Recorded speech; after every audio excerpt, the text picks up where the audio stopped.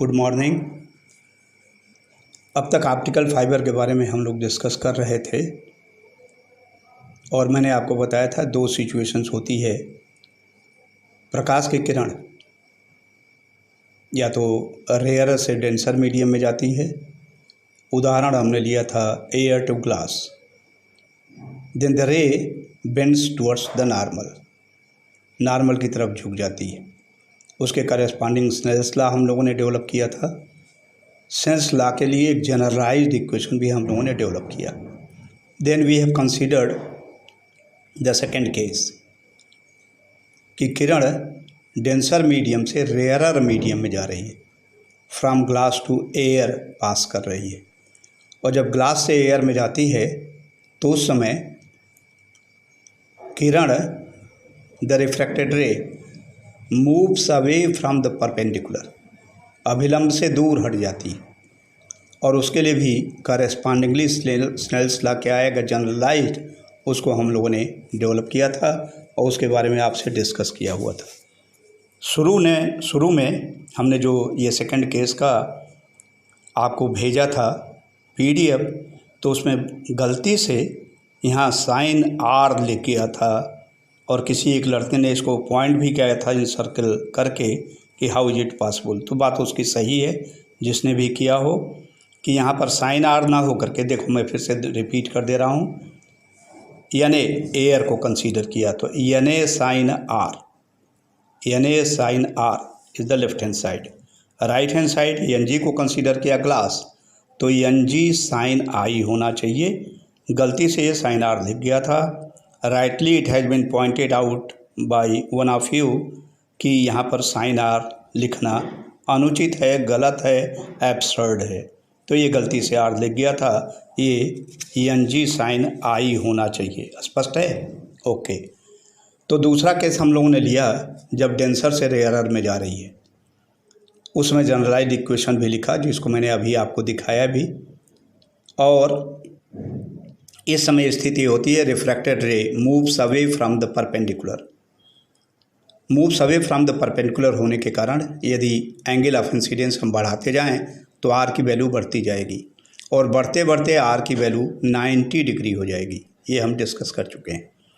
जो 90 डिग्री होता है, इस एंगल को जब R 90 डिग्री होता है तो इस एंगल ऑफ इंसिडेंस को हम क्रिटिकल एंगल कहते हैं, जिससे आप परिचित हो।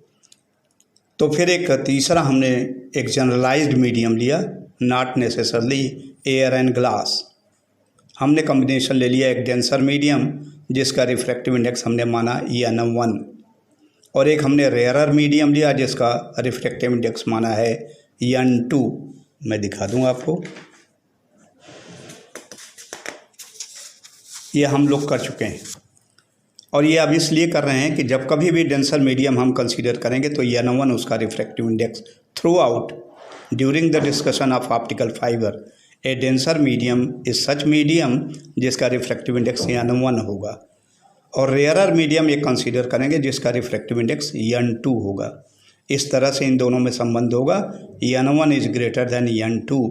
यह भी केस है कि ray is passing from a denser medium to a rarer medium. और इसके लिए भी जनरलाइज्ड इक्वेशन हम लोगों ने लिखा N1 sine I left hand side, this is equal to N2 sine R।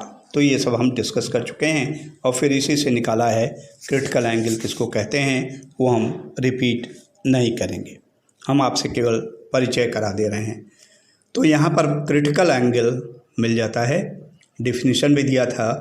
Critical angle is that angle in the denser medium, critical angle is that angle of incidence in the critical medium for which the angle of refraction in the rarer medium is 90 degree.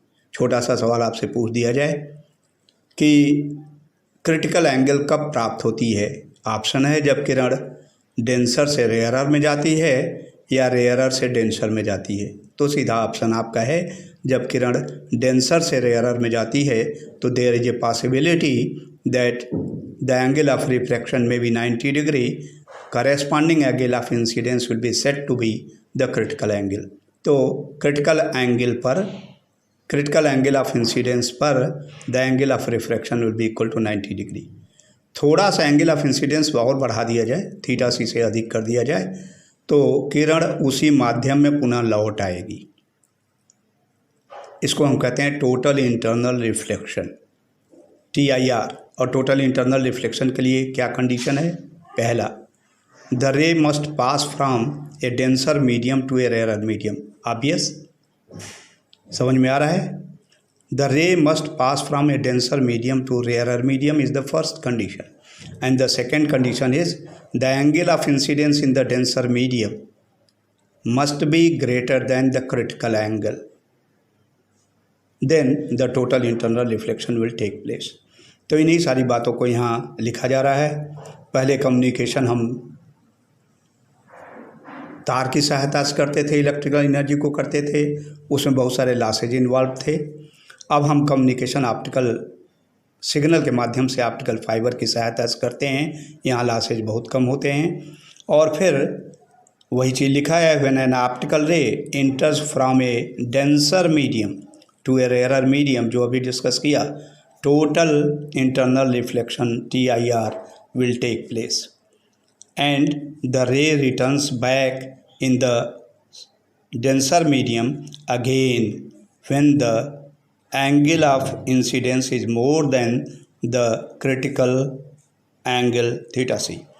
जो लिखा गया इसका अर्थ यही है कि denser medium से rare medium में किरण जाए, angle of incidence is more than the critical angle हो जाए, तो ray will return back in the same medium and the phenomenon of total internal reflection will take place. और पूर्ण आंतरिक परावर्तन की स्थिति क्रिएट हो जाएगी यदि angle of incidence critical angle से ज़्यादा हो और किरण डेंसर से रेयर मीडियम में जा रही हो। क्रिटिकल एंगल की वैल्यू क्या होगी? Sine theta C, this will be equal to N2/N1। ये एक्सप्रेशन ऑलरेडी हम डेवलप कर चुके हैं जब जनरलाइज मीडियम हमने कंसीडर किया। डेंसर मीडियम का रिफ्रैक्टिव इंडेक्स N1 माना और रेयर मीडियम का रिफ्रैक्टिव इंडेक्स N2 माना, तो N2/N1 के रेशियो की सहायता से साइन थीटा सी की वैल्यू निकाली जा सकती है। करस्पॉन्डिंगली एक्सप्रेशन हम आपको याद कर दें, डेंसर से रेयर में जा रही, डेंसर मीन ग्लास, तो Ng sine I it is equal to Na sine R, Snell's law. N1 N2 के संदर्भ में Ng की जगह पर N1 sine I it is equal to N2 sine R। Now for angle of incidence equal to critical angle theta C, the angle of refraction will be equal to 90 degree. So N1 sin theta c is equal to N2 sin 90. Sin 90 is 1 and thereby we get the relation sin theta c it is equal to N2/N1। यह संबंध प्राप्त हो जाता है। तो critical angle N1 और N2 की value पर डिपेंड करेगा, ध्यान रखिएगा। अब इसको ऑप्टिकल फाइबर के संदर्भ में N1 refractive index denser medium, उस डेंसर मीडियम को कोर कहते हैं। अभी मैं ऑप्टिकल फाइबर का कंस्ट्रक्शन आपको बता दूंगा, तब फिर ये ज़्यादा रेलेवेंस होगा इस N1 को समझने में। तो N1 is the refractive index of the denser medium which is in optical fibre is core. N2 is the refractive index of the rarer medium which in optical fibre is the cladding. तो देखिए वही चीज़ यहाँ लिखा है, where N1 is the refractive index of the denser medium that is core of the optical fiber and N2 is the refractive index of the rarer medium that is cladding of the optical fiber। क्या होता है core, क्या होता है cladding? Core की refractive index ज़्यादा होती है N1 और क्लैडिंग की refractive index N2। Rare medium है तो इसकी रिफ्रैक्टिव इंडेक्स N2 होती है, तो N1 is greater than N2। ऐसा होता है the refractive index of the core is more than the refractive index of the cladding. कैसे होता है तो कुछ पॉइंट्स और हैं, लेकिन उसको डिस्कस करने के पहले हम चाहेंगे कि ऑप्टिकल फाइबर का कंस्ट्रक्शन देख लें। सो this is the construction of optical fibre. It is either made of glass और मेड अप ऑफ पॉलीमर। या तो पॉलीमर से बनाया जा सकता है या ग्लास से बनाया जा सकता है। फाइबर है तो इसलिए ये हेयर लाइक थिन होता है, बाल की तरह बिल्कुल पतला होता है। लेकिन चूँकि फिगर हम यहाँ बड़ा शो कर रहे हैं। So this is the two cylinders, the inner cylinder and the outer cylinder, both are the solid cylinder. तो ग्लास का बना हुआ दो सिलेंडर, और सिलेंडर आपस में कैसे एक दूसरे से अलग होंगे, सॉलिड है पूरा पूरा ग्लास का बना हुआ है, तो एक पोर्शन का रिफ्रैक्टिव इंडेक्स n1 है और दूसरे पोर्शन का रिफ्रैक्टिव इंडेक्स n2 है। So now proceed systematically. These two lines are the outer periphery of the inner cylinder. This inner cylinder is known as core of the optical fiber, and this core of the optical fiber has a refractive index of n1. अब ये दोनों cylinder आपस में एक दूसरे के coaxial होते हैं, तो कोएक्सियल कॉमन एक्सिस जो होती है ये हो गई, और इस कॉमन एक्सिस को ऑप्टिकल फाइबर एक्सिस कहते हैं। So everything is measured if there is for example diameter of the core, the diameter of the cladding अभी परिचित नहीं हुआ, धीरे धीरे हम सिस्टमेटिकली बता रहे हैं। So that is measured from the centre of the two cylinders, the optical fibre axis से उसकी डिस्टेंस नापी जाती है। तो ये हो गया inner cylinder, this is the upper periphery, this is the lower periphery, और यह सिलेंड्रिकल होता है, इन 3 डायमेंशनल होता है, एक सिलेंडर की तरह होता है, लेकिन हम उसका क्रॉस सेक्शनल व्यू के ले रहे हैं तो इस तरह से शो करते हैं। The diameter of this inner cylinder which is known as core, core का डायमीटर होता है 8 to 10 micrometre. Micrometre means 10 to the power -6 metre. It is hair like structure, लेकिन बड़ा करके शो किया गया है आपको। तो ये इनर सिलेंडर को हम कहते हैं कोर, कॉमन एक्सिस को हम कहते हैं ऑप्टिकल फाइबर एक्सिस, और उधर लेंथ इसकी बढ़ती हुई चली जाती है, यहाँ से लेकर के बेंगलोर तक जोड़ा जा सकता है with the help of the optical fibre. तो इतनी लंबाई इसकी होती है। So this is the optical fibre axis, the inner cylinder, solid cylinder is known as core, और कोर का रिफ्रैक्टिव इंडेक्स होता है n1। Now core is surrounded by from all the sides by another cylinder, solid cylinder of the glass और may be of polymer. This outer cylinder को हम कहते हैं cladding, और क्लैडिंग का रिफ्रैक्टिव इंडेक्स है n2।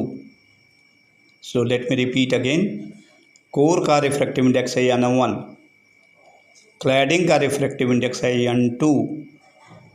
ये इस तरह से n1 और n2 को आपस में रखा जाता है कि the value of n1, the refractive index of the core, is more than the refractive index of the cladding. तो इसलिए किरण यदि इसमें से पास करती है तो ऐसे किरण जाएगी, it is a denser medium, n1 is greater than n2। तो डेंसर मीडियम से क्लैडिंग में जाएगी, रेयरर मीडियम में जाएगी। तो if the angle of incidence is more than the critical angle, it will return back in the core itself. Total internal reflection की घटना से ये फिर इसी में लौट आएगी, यहाँ फिर टोटल इंटरनल रिफ्लेक्शन होगा, क्योंकि एंगल ऑफ इंसिडेंस यहाँ भी परपेंडिकुलर यहाँ खींचें, परपेंडिकुलर यहाँ खींचें, दे विल बी पैरेलल। तो जो एंगल ऑफ यहाँ इंसिडेंस है वही एंगल ऑफ इंसिडेंस यहाँ हो जाएगा। It is more than the critical angle, it will again suffer a total internal reflection, again a total internal reflection, and through the mechanism of total internal reflection, the optical signal will propagate from one end of the optical fiber to the other end of the optical fiber. मैं पुनः इसको बता दूं कि core है, core का refractive index है n1, ये डेंसर मीडियम की तरह कार्य करता है, n1 is greater than n2। Core को चारों तरफ से घेरे हुए है क्लैडिंग का रिफ्रैक्टिव इंडेक्स है कम, n1 is greater than n2 है। तो core is behaving as a denser medium, the cladding is behaving as a rarer medium. So light will pass from a denser medium to rarer medium. Denser medium से rarer medium में light जाएगी। यदि angle of incidence at the core और cladding का जो मिलन है, इसको हम कहते हैं core cladding interface, core cladding interface. तो कोर क्लैडिंग इंटरफेस पर यदि angle of incidence critical angle से ज़्यादा है, और क्रिटिकल एंगल किसे कहेंगे, इक्वेशन आपको बताया अभी, sine theta C it is equal to n2 by n1। n2 is the refractive index of the cladding, the rare medium, n1 is the refractive index of the core, the denser medium. तो इस तरह से यदि angle of incidence core cladding interface पर critical angle theta C से ज़्यादा है तो total internal reflection will take place, और इस तरह टोटल इंटरनल रिफ्लेक्शन की घटना होते हुए कि ऑप्टिकल सिग्नल एक सिरे से दूसरे सिरे तक पहुंच जाएगी, यहाँ से बेंगलोर तक पहुंच जाएगी with the help of the optical fibre. Optical fibre के दो अंग हमने बताया, एक इनर सिलेंडर है जिसका डायमीटर है 8 to 10 माइक्रोमीटर, एक आउटर सिलेंडर है सॉलिड जिस आउटर सिलेंडर का डायमीटर है 100 to 125 micrometre 10⁻⁻6 metre. So the total structure is hair like, बहुत पतला फाइबर इसलिए नाम आया।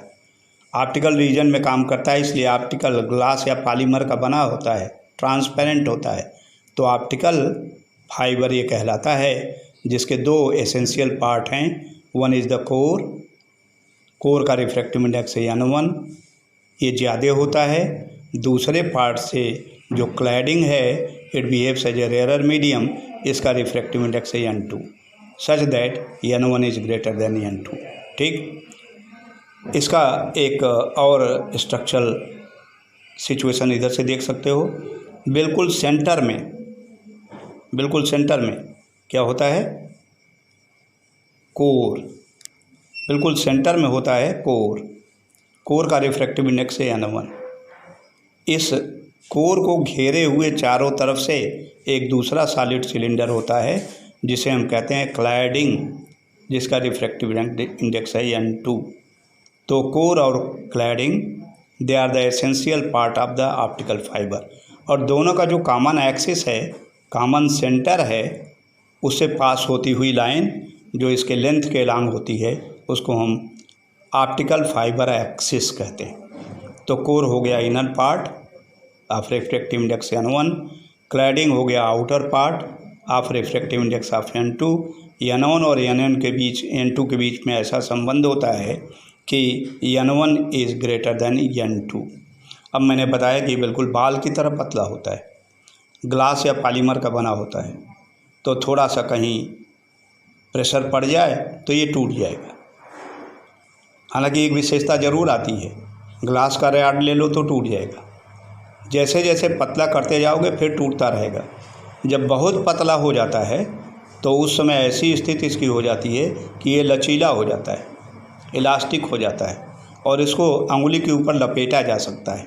इस ऑप्टिकल फाइबर को एक कॉइल के रूप में लपेटा जा सकता है और टूटता नहीं है। लेकिन प्रेशर यदि पड़ जाए कहीं अनायास किसी कारण से, सड़क के किनारे लेइंग की गई है, ट्रक इसके ऊपर से गुजर जाए तो ये टूट सकता है। तो केवल कोर और क्लैडिंग तो इसके एसेंशियल पार्ट्स हो गए। कोर का refractive index n1 greater than the refractive index of the n2, cladding ये हो गया। लेकिन इसको सुरक्षा करने के लिए इसके चारों तरफ एक और स्ट्रक्चर बनाते हैं, जैकेट जिसको कहते हैं, या पीवीसी पाइप आजकल आ रही है, बड़ी स्ट्रांग आती है, तो पीवीसी पाइप में इस स्ट्रक्चर को, ऑप्टिकल फाइबर को डाल दिया जाता है।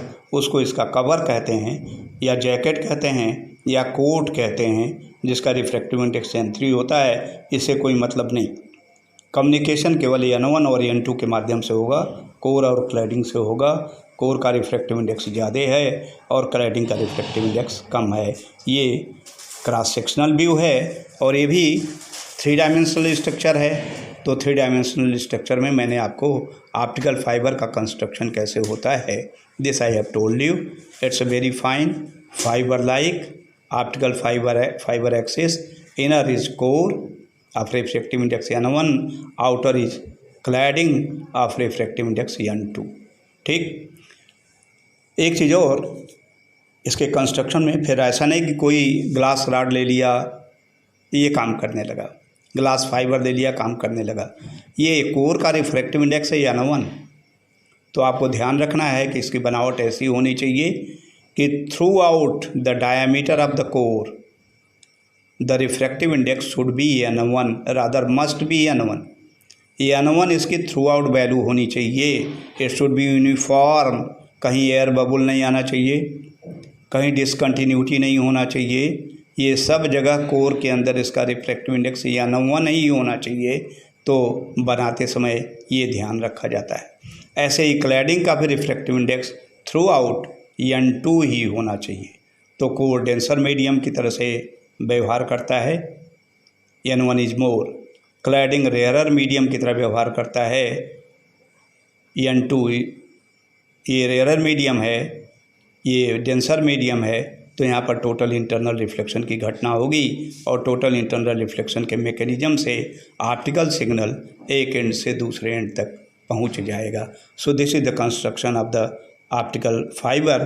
तो इस संदर्भ में अब देखो ये चीज़ जो लिखी गई थी वो समझ में आपके आ रहा है। Sign theta see the expression is N2 by N1।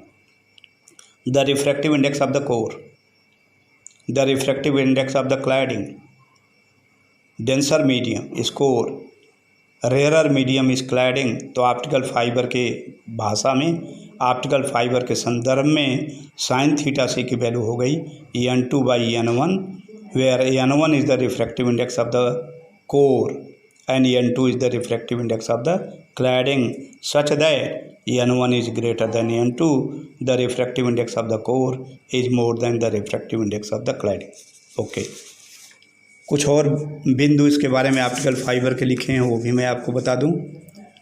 Critical angle theta सी कौन सी एंगल है, मैंने परिभाषा इसकी बता दिया है, PDF आपको भेजा है, वहाँ लिखा भी है। Is that angle of incidence in the denser medium, core में यह वह एंगल ऑफ इंसिडेंस है for which the angle of refraction in the rarer medium in the cladding is 90 degree, उसको क्रिटिकल एंगल कहा जाता है।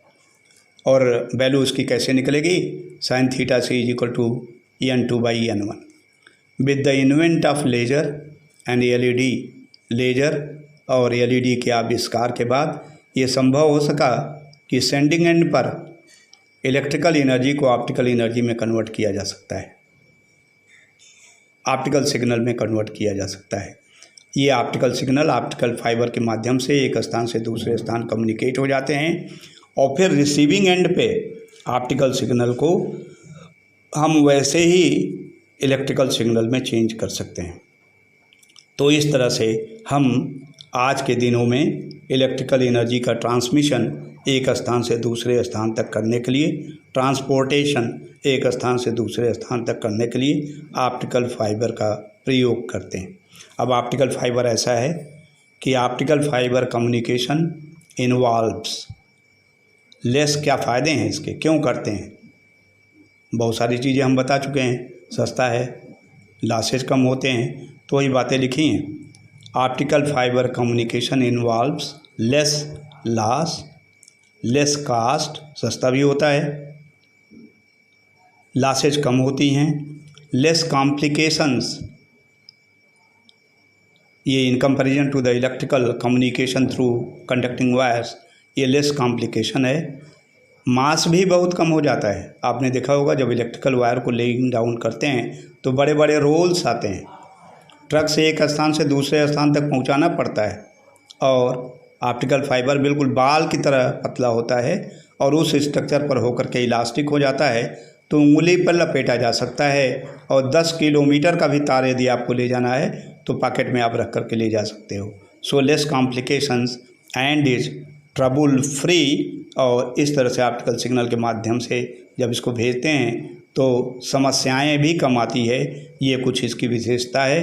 तो इन विशेषताओं को ध्यान में रखते हुए हम ऑप्टिकल फाइबर का ही आजकल प्रयोग करते हैं। ऑप्टिकल फाइबर किसे कहते हैं ये डिटेल आप जान गए, और दो नए टर्म से परिचित हुए।